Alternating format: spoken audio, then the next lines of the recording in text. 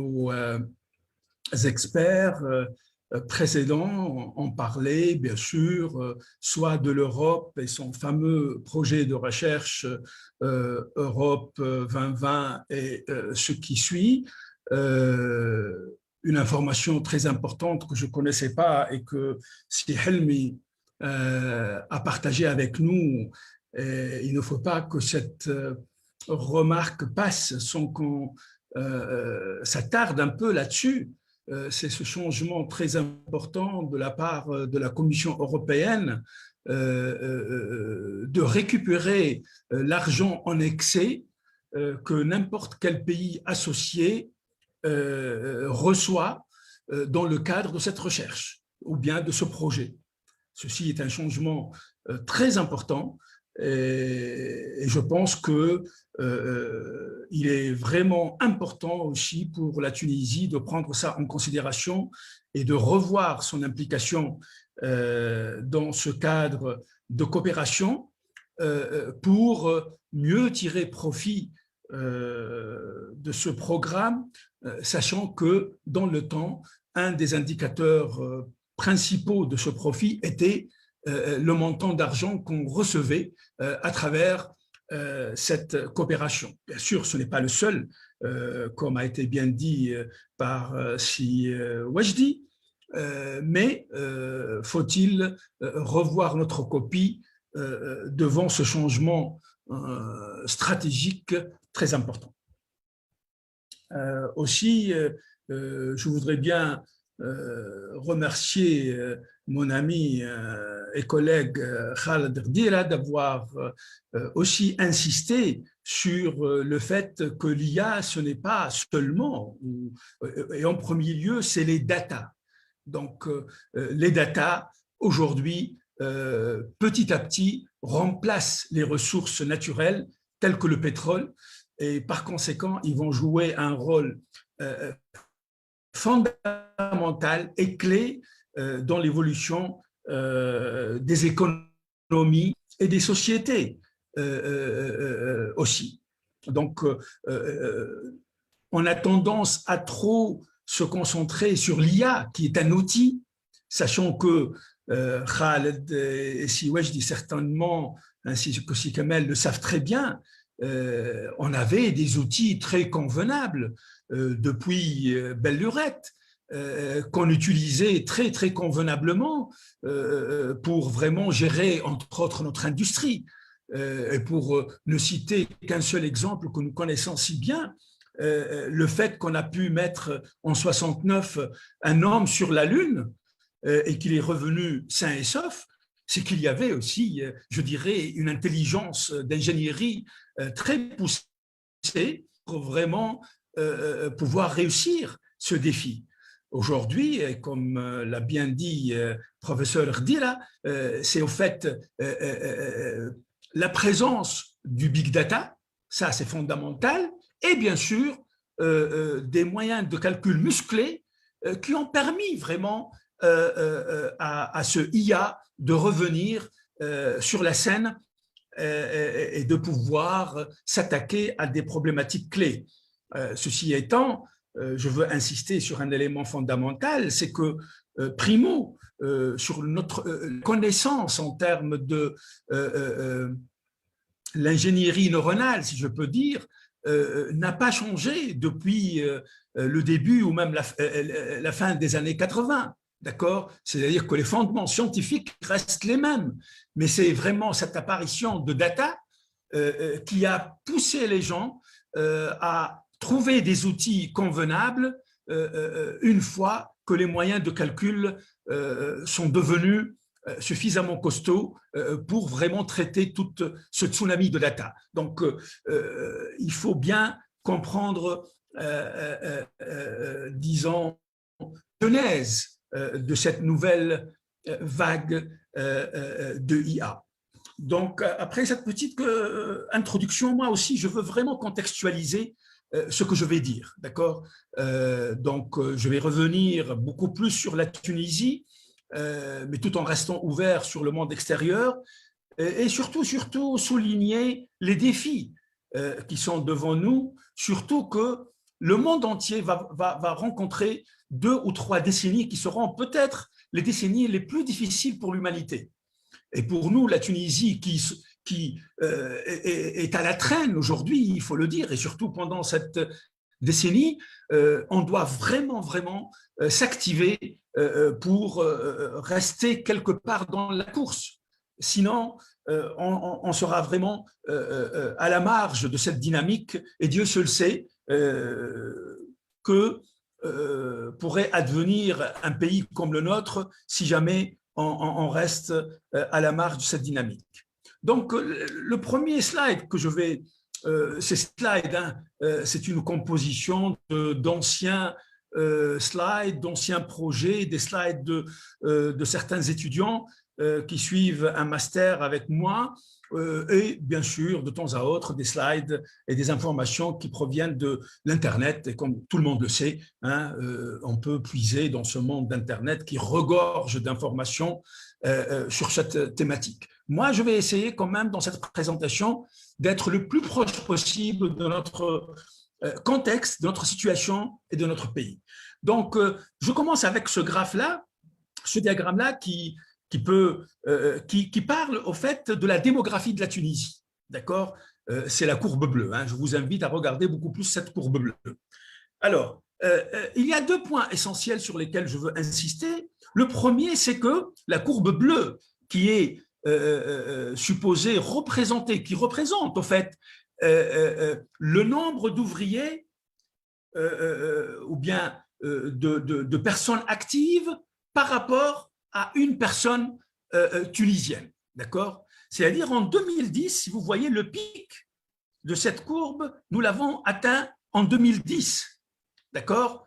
Et que c'était le maximum, c'est-à-dire qu'on avait un nombre maximal de Tunisiens qui étaient capables de travailler et par conséquent de subvenir aux besoins de toute la population. Donc, on avait 2,2 ouvriers, entre guillemets, d'accord, pour un Tunisien. D'accord? Et ça, c'était le moment le plus important. Et là, si vous regardez bien, le maximum est parvenu lors de la Révolution.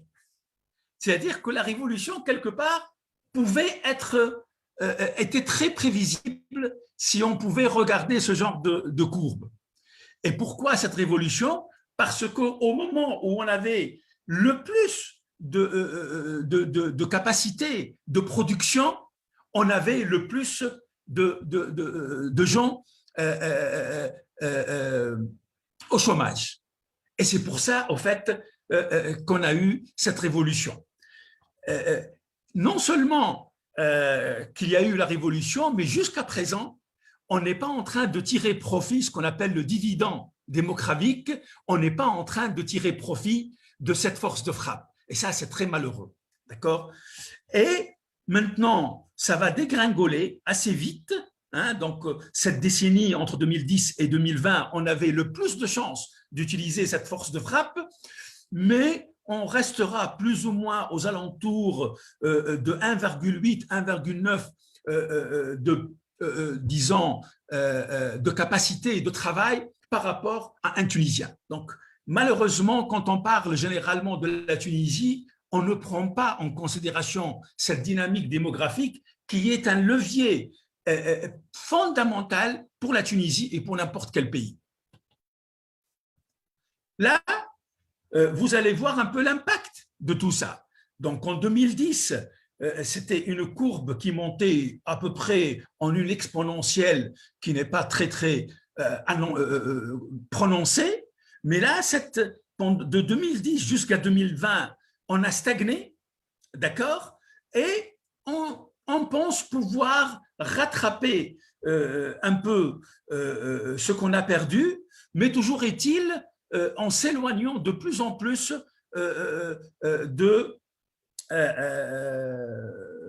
la catégorie, disons, des pays qui sont à revenus moyens élevés. D'accord? Donc, nous sommes vraiment dans une situation très critique et la Tunisie est en train de perdre vraiment de vitesse Et par conséquent, moi, je vais placer mon intervention dans un contexte de stratégie industrielle et non pas seulement pour parler de l'IA, seulement pour parler de l'IA. D'accord? Donc, c'est une chance pour nous sur laquelle il faut vraiment sauter pour donner un peu plus à la Tunisie, un peu plus de chance pour qu'on puisse rattraper un peu cette dynamique. Donc, voilà un peu la philosophie générale. Donc, là, je veux parler, bien sûr, non pas des techniques ou bien comment dirais-je, des applications, mais je veux parler en général des possibilités que l'IA présente, surtout sur le plan économique. D'ici 2030, l'impact de l'IA va être quelque chose comme 16 trillions de dollars. D'accord? Donc, c'est un chiffre faramineux. Ces 16 trillions de dollars vont être répartis à peu près 60% en termes de consommation et 40% en termes de productivité. D'accord? L'IA va pouvoir ajouter entre 1,2 et 2% dans les PIB du G20 d'ici à 2035, ce qui est très important. D'accord? Bien sûr, il y a eu des stratégies depuis 2017 aux USA, en Chine, au Japon, etc. Et d'autres essayent d'aller dans ce sens-là, entre autres le Canada, la Finlande, la France, mais aussi la Tunisie qui, en avril 2018, a essayé quelque part d'être dans ce peloton, mais la situation interne ne l'a pas permis, malheureusement, et il y a un manque flagrant d'engagement politique et aussi, il faut le dire, des querelles de coq entre ministres et administration. Et c'est malheureux. Alors là, je veux vous donner quelques chiffres qui ne sont pas les miens. Ça, je crois, c'est une étude de McKinsey. Et là, le bleu, c'est un peu les domaines sans l'IA, et la partie jaune, ce que l'IA pourrait apporter de plus pour ces secteurs. Et là, je veux seulement attirer votre attention sur le secteur manufacturier de la production qui va quasiment doubler, c'est-à-dire qu'en utilisant l'IA, on va pouvoir doubler la contribution du secteur du manufacturing dans les industries du G20. Et aussi, on trouve que pour les services publics, hein, l'IA va tripler l'apport du service public en termes de PIB, ce qui est très, très important. D'accord? Donc, et pour finir, vis-à-vis de ce slide-là, je pourrais dire que pour un pays comme la Tunisie, je pense que la contribution sera même beaucoup plus importante. Pourquoi? Parce que ces pays sont déjà avancés et ils ont une infrastructure, surtout numérique, très convenable et ils sont déjà dans la course. Par contre, pour un pays comme le nôtre, si on arrive à bien numériser notre économie et utiliser de l'IA, on peut avoir des avancées beaucoup plus importantes que celles que nous voyons pour les G20. Et ça, c'est très, très important. Ici, je vous donne une idée sur la situation de la Tunisie, ne serait-ce que dans le contexte de la numérisation. Et là, un de mes étudiants a fait cette étude pour comparer la Tunisie au Maroc, la Jordanie, l'Estonie et la Corée du Sud. Donc, si vous regardez sur ce diagramme, vous voyez très bien que quelque part, la Tunisie se positionne pas vraiment bien vis-à-vis de ces pays, à part dans le quatrième pilier qui est affordability, c'est-à-dire le coût de tout ce qui est service digital et de communication. À part ça, nous sommes vraiment à la traîne, sachant que dans les années 90, on était vraiment des leaders régionaux. Donc, on a perdu vraiment beaucoup, beaucoup en termes de notre positionnement vis-à-vis de la numérisation Et comme vous le savez très bien, ceci, c'est une nécessité d'avoir une infrastructure et une numérisation et une transition numérique convenable parce que l'IA ne peut se développer que si cette infrastructure et tout ce qui s'ensuit soit bel et bien installé. Donc déjà, si notre performance en IA serait, disons, similaire à notre performance dans la digitalisation, la Tunisie ne sera pas vraiment dans de bons draps d'ici une décennie ou deux. Donc, la situation n'est pas aussi bonne que ça. Donc, je passe vite sur ce slide-là parce qu'on l'a déjà vu et je l'ai dit quelque part en termes de challenge.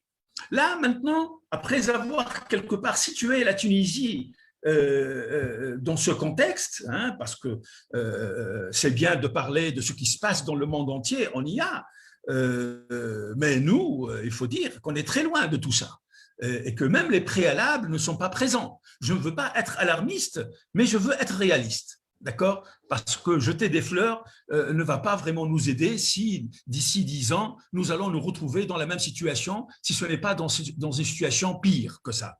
Aujourd'hui, la dynamique, il faut dire, de l'IA que nous avons, qui est très positive, elle est vraiment portée par des projets personnels, par des entrepreneurs tunisiens qui vraiment, avec beaucoup d'ambition et avec beaucoup d'engagement, ont su et pu mettre des petites dynamiques sur pied, telles que Instadeep et d'autres entrepreneurs. Pourquoi? Parce que, il faut le dire, le fait qu'on n'a pas réussi notre transition numérique, c'est que nos politiques publiques dans la matière ne sont pas vraiment au beau fixe. D'accord? Donc, on n'a pas réussi cette transition. Ce n'est pas parce que les Tunisiens ne sont pas bons dans le domaine du digital ou qu'ils ne sont pas preneurs et de bons utilisateurs, mais seulement que nos politiques publiques en la matière sont vraiment, vraiment à la traîne. D'accord? Et puis, quand on parle de politique publique, surtout dans le monde digital ou bien de l'IA et même la science en général, on parle de politique publique pour la science, pour le développement de la science, mais on parle aussi de la science au service des politiques publiques. Et ici, on est dans cette relation duale entre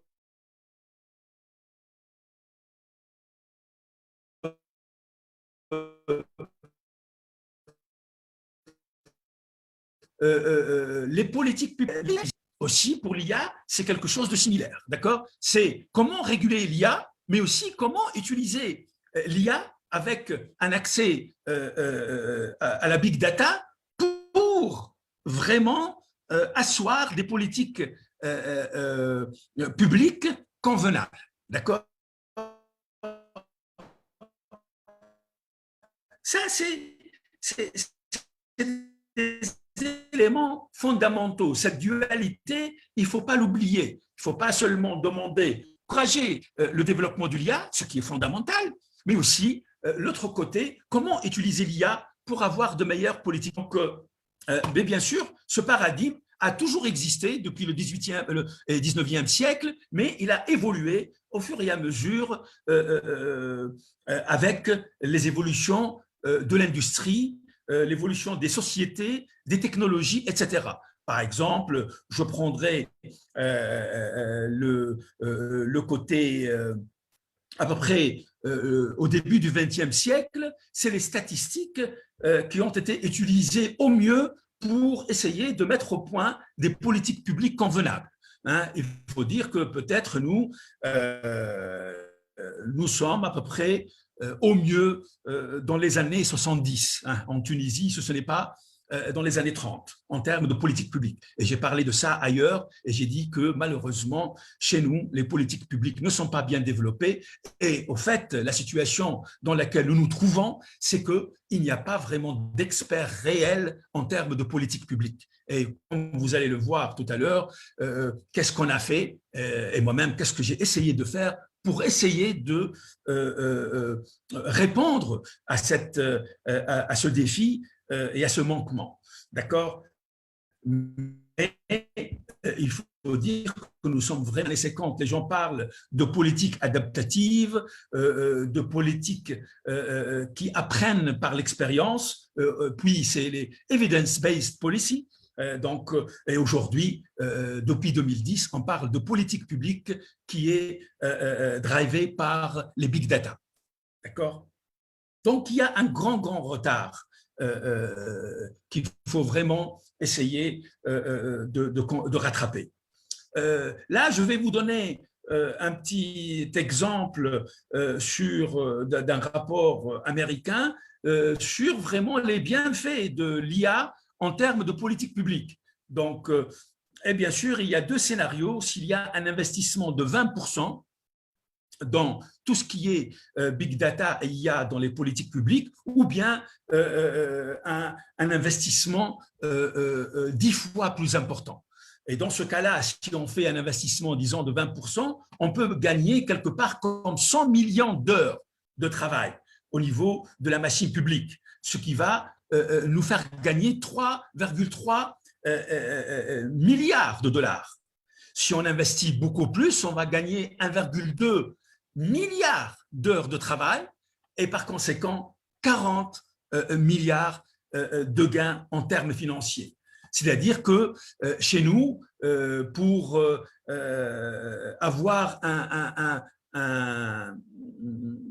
document administratif très simple, hein, on doit passer quasiment une matinée, si ce n'est pas une journée, pour pouvoir avoir ce document. Alors qu'aujourd'hui, avec la technologie que nous avons, nous sommes capables d'accéder à ce genre de documents de la maison, d'accord? Et de gagner l'essence, le temps perdu et la frustration, et peut-être les accidents de route qu'on pourrait éventuellement avoir et qui peuvent rajouter un coût pour la société. Tout ça, on n'a pas l'air de le comprendre. Nos décideurs n'ont pas l'air aussi de vraiment être au diapason de ces changements, malheureusement. Et j'espère qu'ils regardent ce genre de présentation. Bien sûr, professeur Besbès m'a demandé de donner des exemples de l'application des IA dans les politiques publiques. Et bien sûr, je vais le faire.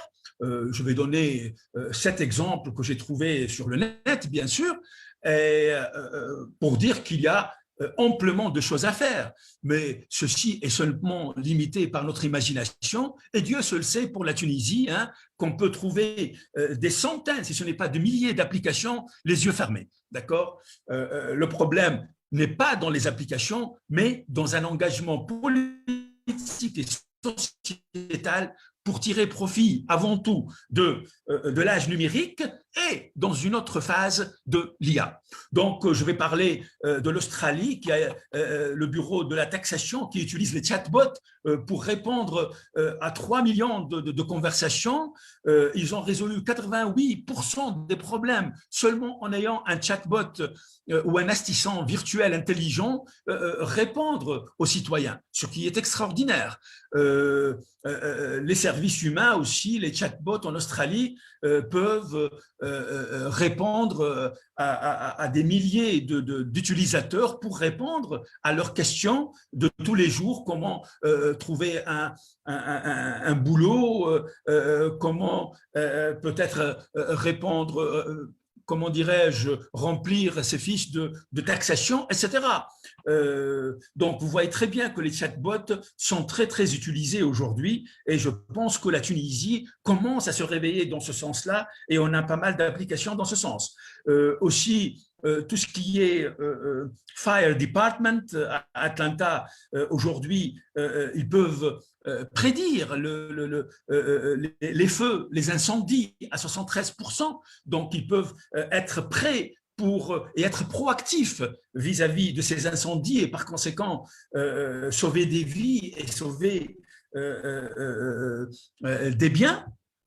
Aussi pour tout ce qui est production d'énergie solaire, avoir des algorithmes intelligents pour effectivement prévoir l'ensoleillement et bien sûr tout ce qui est digitalisation des documents, tout ce qui est contrôle du trafic pour le rendre plus fluide et par conséquent moins d'accidents et moins de consommation d'énergie et moins d'attente. Donc voilà, tout ça, c'est des idées qui sont déjà appliquées et comme je l'ai déjà dit, ceci est limité seulement par notre imagination et en Tunisie, on peut faire un bond quantique extraordinaire pour vraiment utiliser déjà off-the-shelf solutions hein, et résoudre plein de problèmes et gagner énormément de temps, d'argent et aussi de bien-être.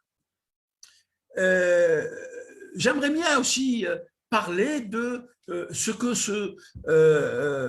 cette IA et cette big data va apporter à tout ce qui est conception de politique publique d'ici 30 ans. D'accord? Parce que vous allez voir que ce n'est pas seulement une question d'utilisation de l'IA et de big data pour mieux faire. Non, ce paradigme est un paradigme qui va vraiment changer la donne et qui va induire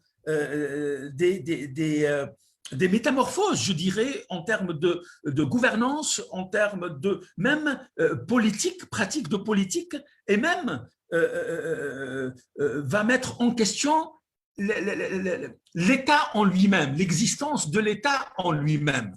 Donc, bien sûr, les big data et l'IA va aider énormément à concevoir des politiques publiques, mais de plus en plus, on va accéder à un mode de gouvernance de politique publique qui s'adapte en temps réel. D'accord? Ça, c'est un élément très fondamental. Aussi, les nations vont subir beaucoup plus les politiques publiques au niveau supranational, global. Parce que, par exemple, en IA, on va avoir des politiques globales concernant, par exemple, tout ce qui touche l'éthique de l'IA. Donc, il va y avoir des réglementations, il va y avoir des normes qui vont être imposées par la communauté internationale dans notre activité et notre application de l'IA et du big data. D'accord? Donc,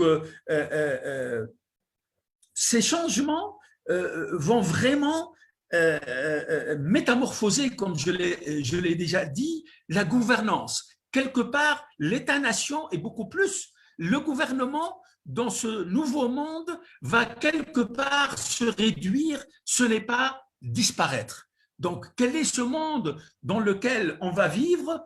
On va le découvrir petit à petit et j'invite les Tunisiens à ne pas le subir et vraiment en faire partie.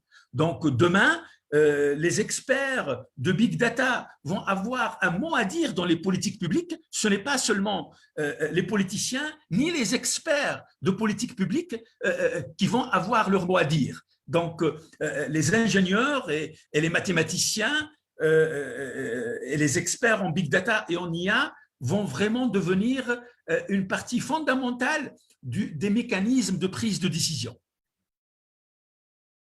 Donc, la question qui se pose aujourd'hui, est-ce que l'intelligence artificielle va prendre la place des politiques? Est-ce qu'on va vivre dans des sociétés gérées par les algorithmes? Et il y a des gens aujourd'hui, des experts, que ce soit aux États-Unis, en Europe et même en Chine, qui pensent que l'intelligence artificielle, surtout d'un niveau supérieur à cette intelligence artificielle, disons technique, va pouvoir demain remplacer le politique. Alors, est-ce que le politique va se laisser faire? C'est la question que je vous pose. Revenons à nos moutons. Donc, la Tunisie, comment peut-on vraiment rester dans cette course et ne pas se retrouver sur la touche et par conséquent être au mieux des utilisateurs de ce qui se fait ailleurs et même subir ce qui va être décidé par nous. Donc la Tunisie se présente, à mon avis, aujourd'hui suffisamment convenablement, bien qu'elle a vraiment perdu beaucoup de vitesse. Mais moi, je pense qu'il faut mettre tout ceci dans un contexte de la réindustrialisation de la Tunisie, parce que les mots MAOX de la Tunisie aujourd'hui, ce n'est pas seulement le système politique, ce n'est pas seulement le Covid, ce n'est pas seulement la dégringolade du système éducatif, mais la machine de production qui a été laissée pour compte pendant des décennies et que, entre autres, nos gouvernements, et en particulier le ministère de l'Industrie et des PME, n'a pas pu vraiment être à l'attente de cette machine de production, parce qu'aujourd'hui, si la Tunisie va tendre la main pour avoir de l'argent, c'est que parce que sa machine de production n'est plus capable à répondre aux besoins de la société et qu'il est grand temps à mettre cette machine de production au diapason du XXIe siècle. Quelque chose que la Tunisie, soit des années 90, soit des années 20, des années 2000, n'a pas su faire. Et là, on a quelqu'un qui représente bien ce ministère et j'espère qu'il a bien entendu ce que j'ai dit, sachant que je l'ai dit et redit depuis très longtemps et rien ne se fait aujourd'hui dans ce sens-là, malheureusement. Donc, en Tunisie, depuis 2018, certains ont essayé d'appréhender cette nouveauté, ce tsunami, et essayer quelque part de présenter une démarche pour que la Tunisie ne reste pas à la marge de cette digitalisation et de cette complexification de la société humaine, surtout cette société humaine qui fait face à des défis existentiels, d'accord? Donc, jusqu'à aujourd'hui, la Tunisie reste à la marge de tous ces défis et au mieux, c'est un observateur qui tend la main pour qu'on l'aide. Et voilà, vous le savez, dernièrement, on a reçu 15 tonnes de poissons. Donc, voilà, et je remercie nos amis qui ont fait don de ces poissons pour les Tunisiens. J'espère que ce poisson trouvera son chemin vers les hôpitaux. Et merci à la Mauritanie. Donc, pour pouvoir vraiment aller de l'avant et être les maîtres de la situation et résoudre le problème de la Tunisie, il faut vraiment avoir une méthodologie, après avoir contextualisé, il faut avoir une méthodologie convenable qui pourrait lancer une stratégie et des politiques publiques de digitalisation et de IA pour que la Tunisie puisse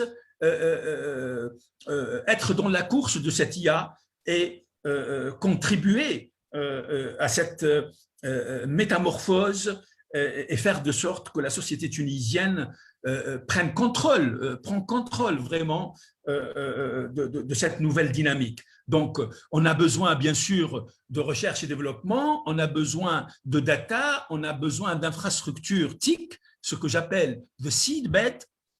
On a besoin bien sûr de talents, soit des talents qui existent déjà ou bien des talents qu'on devrait vraiment former ou bien améliorer.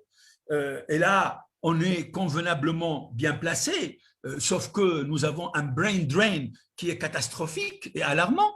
Donc, si jamais on arrive à regagner cette course, peut-être qu'on saura vraiment donner des opportunités réelles à nos jeunes pour rester chez eux et contribuer à la métamorphose et au développement de leur pays. Finalement, nous avons besoin de ce que j'appelle enablers, c'est-à-dire que nous avons besoin des stakeholders.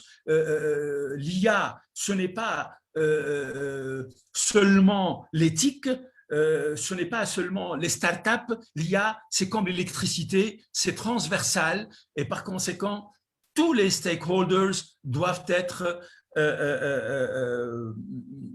mettre la main dans la main pour mettre tout ça en musique.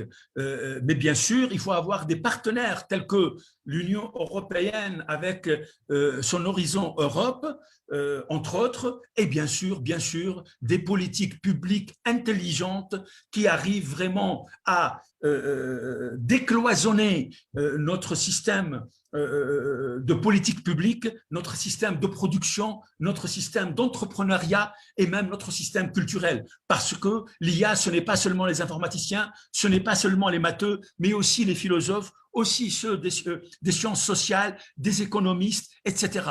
Aujourd'hui, ce beau monde-là, on ne le voit pas, malheureusement.